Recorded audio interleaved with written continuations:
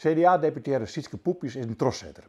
Ze had in de holle dat de contracten die de provincie, wetterskip en gemeenten hebben met Gazprom, dat die zo gauw als mogelijk in de gaskachel smieten worden kennen.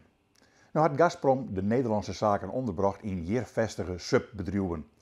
En dan, let op, want het is net een leeuwen, dan zei Europa dat die contracten dus net op zijn worden maaien. Zowel Rusland en ik ben net al te zeer waan. Mooi is dat Sietske troszetten wil. Nu week, wat ik haar weer, een paar weken al met het troszetten begon. Want het is zo simpel.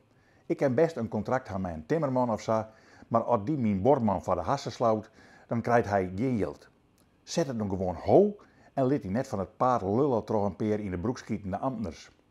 Dat dacht Sietske net. Ze zet terug.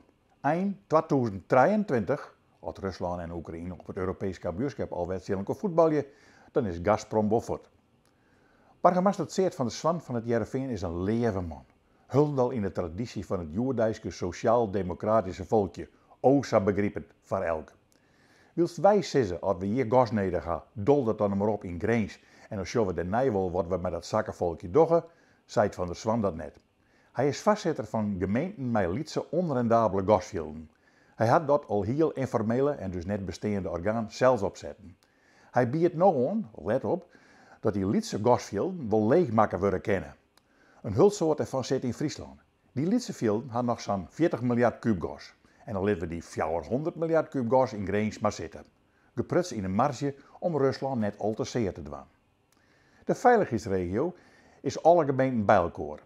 Die zijn net troszetters of die zijn net leef, want ze nemen meeskippelijk nooit een beslissing.